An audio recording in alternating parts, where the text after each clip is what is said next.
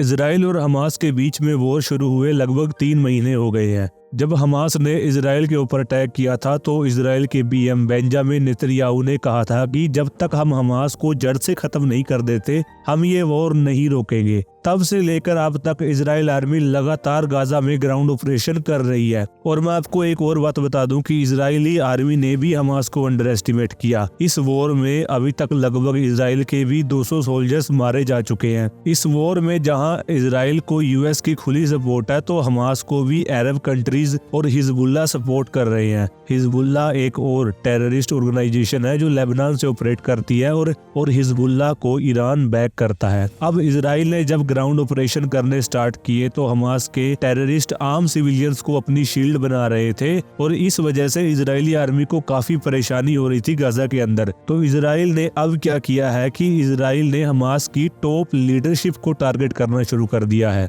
Israel ने Hamas के deputy chief Saleh अल अरूरी की लेबनान के अंदर एक ड्रोन अटैक में हत्या कर दी है। पहले मैं आपको सालेह अल अरूरी के बारे में थोड़ी इन्फॉर्मेशन देता हूँ। जिस कासिम ब्रिगेड ने 7 अक्टूबर को इजराइल में एंटर होकर हमला किया था उस कासिम ब्रिगेड के फाउंडर ही सालेह अल अरूरी हैं। इसके अलावा सालेह अल अरूरी जो था वो हमास का डिप्टी कमांडर भी था। इसके अलावा ये अमेरिका और इजराइल के द्वारा एक डेजिग्नेटेड टेररिस्ट घोषित था और इसके ऊपर $5 मिलियन का इनाम रखा हुआ था यूएस ने। जब से ये वॉर शुरू हुई थी तभी से हमास की सारी लीडरशिप लेबनान में हिजबुल्लाह की शरण में छुपी हुई थी और जाहिर सी बात है ये बात मोसाद को और इजराइल को भी मालूम थी। तो इजराइल ने जिस फ्लैट के अंदर ये छुपे हुए थे उस फ्लैट के ऊपर ड्रोन अटैक किया है। साले की मौत के साथ साथ वहाँ 6 लोग और मारे गए हैं और साले की मौत का सबसे पहला खुलासा लेबनान की न्यूज एजेंसी ने किया, जहां उन्होंने बताया कि इजराइल ने लेबनान के सिटी दाहियात में हमास के ऑफिस पर अटैक किया है, हमास के कार्यालय पर अटैक किया है और साले को जान से मार दिया है, जिसके अंदर 6 और लोग मारे गए हैं। जो वो 6 लोग मारे गए हैं वो साले के ही साथी थे, उसमें एक डॉक्टर भी था। इसके बाद लेबनान के पीएम ने खुद इजराइल के ऊपर साले की डेथ का इल्जाम लगाया है और साथ में उन्होंने ये भी कहा है कि इजराइल जानबूझकर लेबनान को इस वॉर में घसीटना चाहता है। लेकिन जब ये सवाल मीडिया ने इजरायली आर्मी से पूछा तो उन्होंने कहा कि वो टीवी पर आने वाली किसी भी न्यूज का जवाब नहीं देते और उन्हें इस बारे में कुछ नहीं पता।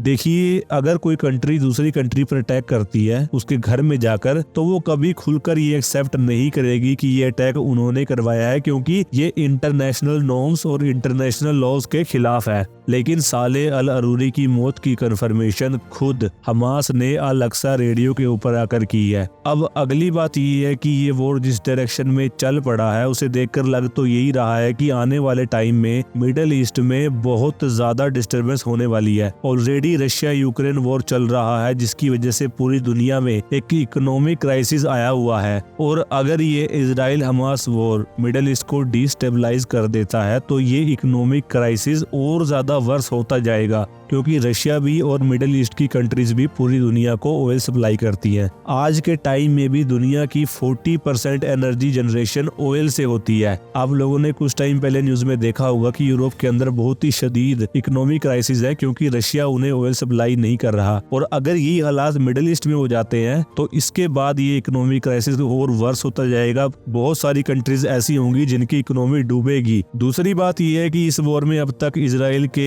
1140 लोग मारे जा चुके हैं और 129 लोग अभी भी हमास के कब्जे में हैं। तो वहीं अगर मैं गाजा की बात करूं तो वहां लगभग 23,000 लोग मारे जा चुके हैं और ये नंबर छोटा नहीं है। देखने वाली